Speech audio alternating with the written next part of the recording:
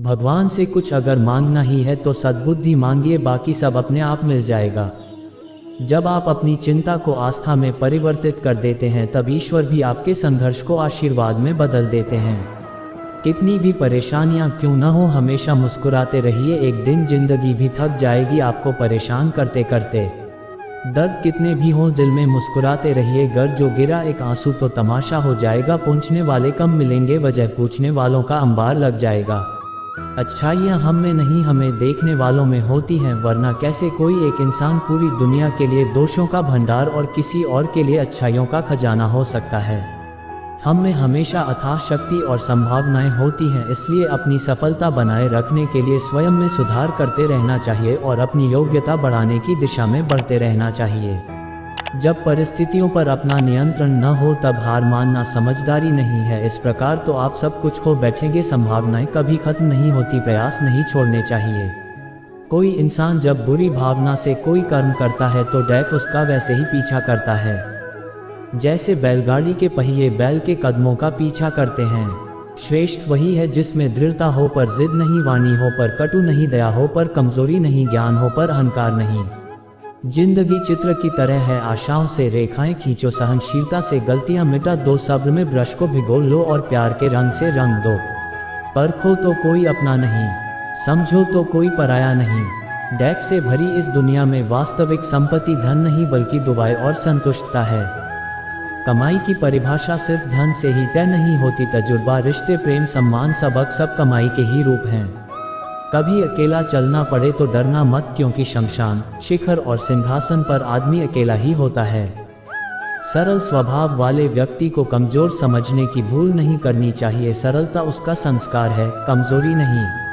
कान के कच्चे और शंकाग्रस्त लोग सच्चे सुख में भी डैक भोगते हैं। जब परिस्थिति बदलना हमारे वश में ना हो उस समय मन की स्थिति को बदल के देखिए, सब कुछ तो नहीं मगर बहुत कुछ आपके अनुरूप हो जाएगा।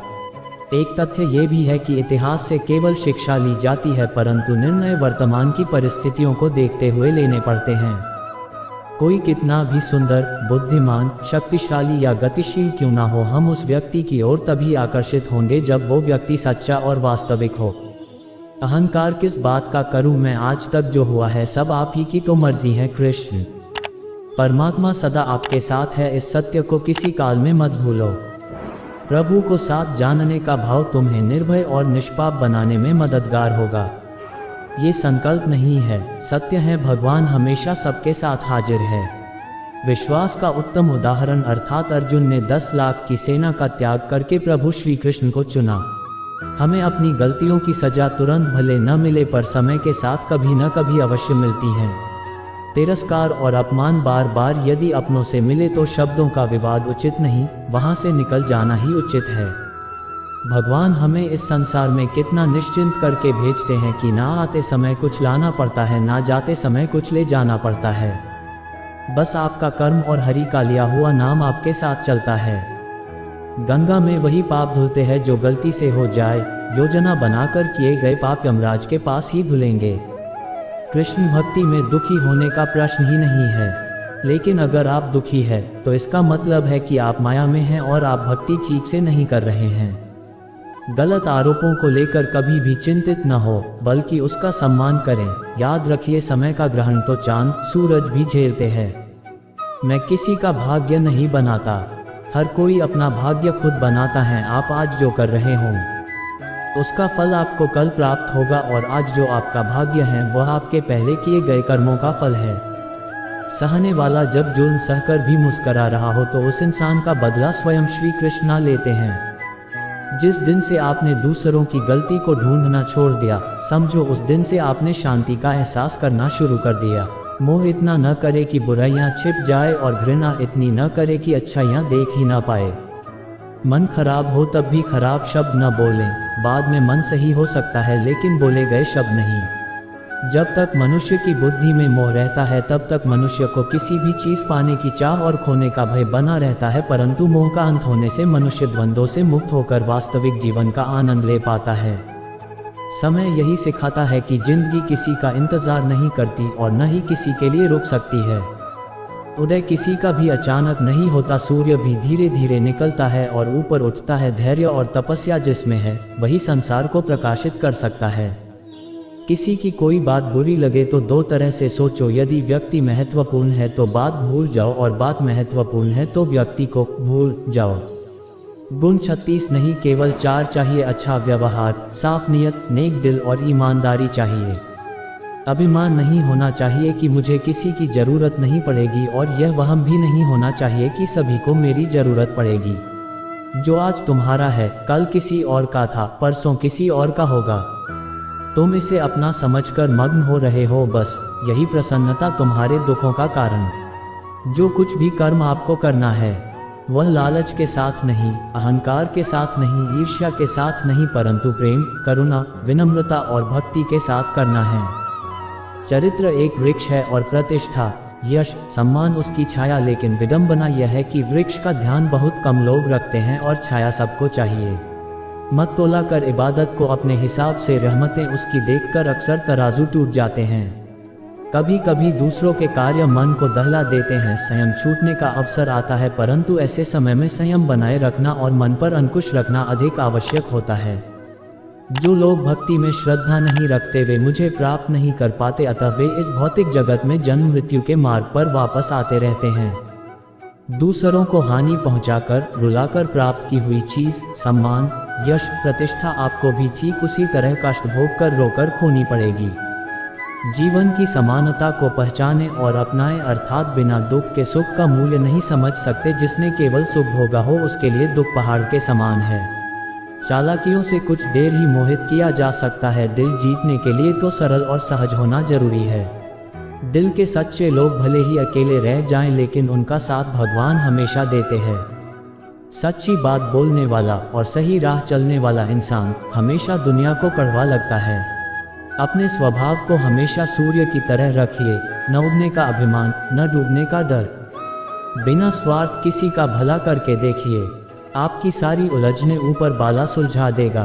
भक्ति और विश्वास इतना करो कि संकट आप पर हो और चिंता प्रभु को हो।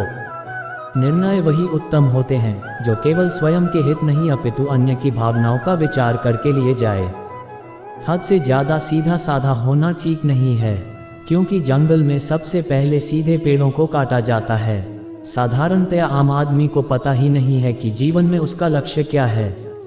सुख यदि उसका लक्ष्य है तो दिशा गलत है, दिशा भी ठीक है तो तरीका गलत है। बिन गुरु के और गुरु उपदेश का आदर किए बगैर कल्याण संभव नहीं। जीव के दैक का कारण ईश्वर से अपने संबंध का विस्मरण होना है। कृष्ण भावना भावित व्यक्ति कभी भी इंद्रियों के कार्यों से प्रभावित नहीं होता। वह भगवत सेवा के अतिरिक्त कोई दूसरा कार्य नहीं कर सकता, क्योंकि उसे ज्ञात है कि वह भगवान का शाश्वत दास है। अगर आप कृष्ण की भक्ति करते हैं, कृष्ण से प्रेम करते हैं, तो समझिए कि आपने कृष्ण को नहीं बल्कि कृष्ण ने आपको अपनी भक्ति करने के लिए, स्वयं से प्रेम करने के लिए चुना है, क्योंकि उनकी इच्छा के बिना तो कोई भी उनकी भक्ति नहीं कर सकता। अगर ऐसा है तो आप भाग्यशाली हैं। भक्ति में लगे बिना केवल समस्त कर्मों का परित्याग करने से कोई सुखी नहीं बन सकता, परंतु भक्ति में लगा हुआ विचारवान व्यक्ति शीघ्र ही परमेश्वर को प्राप्त कर लेता है। अगर आप धर्म और भक्ति के मार्ग पर आगे बढ़ना चाहते हैं तो सत्संग को सबसे महत्वपूर्ण स्थान दीजिए, क्योंकि भक्ति अकेले नहीं होती, सत्संग से भक्ति करने में सहायता और प्रेरणा मिलती है। जिसके हृदय में सबके हित का भाव रहता है वह भगवान के हृदय में स्थान पाता है। कभी कभी भगवान आपकी परिस्थिति नहीं बदलते, क्योंकि वो आपके विचार बदलना चाहते हैं। जब कोई भगवान के नाम का जप करता है और भगवान के नाम में आस्था रखता है, हर स्थिति शुद्ध चेतना के कारण शुभ हो जाती है। सबसे बड़ा दानी कंजूस व्यक्ति होता है, वो सारी दौलत दूसरों के लिए छोड़कर चला जाता है। संन्यास तभी पूर्ण माना जाता है जब ये ज्ञात हो कि संसार की प्रत्येक वस्तु भगवान की है और कोई किसी भी वस्तु का स्वामित्व ग्रहण नहीं कर सकता। जिन नियमों की जानकारी है उनका ही पालन करते हुए भक्ति आरंभ कर देनी चाहिए। आगे जैसे जैसे भक्ति बढ़ती जाएगी, नियम स्वयं ही प्रकट होते चले जाएंगे। इससे पहले कि आत्मा शरीर से निकले, हमें अपने दोषों और बुराइयों को निकालना है। सांसारिक व्यक्ति के कुछ दिन के वियोग से ही हमारे आंखों में आंसू आ जाते हैं, किंतु कृष्ण से हम कितने जन्मों जन्मों से बिछड़े हुए हैं, लेकिन हमारे आंखों से आंसू नहीं आते। इसी का नाम माया है। अगर सुख की इच्छा करोगी तो पाप अवश्य होगा। अपने सुख की इच्छा ही पाप कराती है। अगर पापों से छुटकारा चाहिए तो सुख की इच्छा छोड़ दो।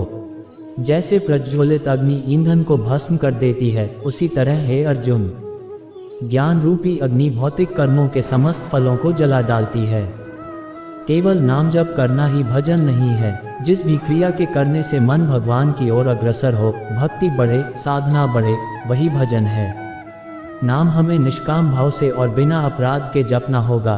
एक बार शुद्ध नाम जपने से हमारे इतने पाप नष्ट हो सकते हैं जितने हम में करने की क्षमता नहीं है। भले ही कोई मनुष्य अन्य सारी इंद्रियों को क्यों न जीत ले, लेकिन जब तक जीभ को नहीं जीत लिया जाता तब तक वह जितेंद्रिय नहीं कहलाता। लेकिन यदि कोई मनुष्य जीभ को वश में करने में सक्षम होता है तो उसे सभी इंद्रियों पर पूरा नियंत्रण करने वाला माना जाता है।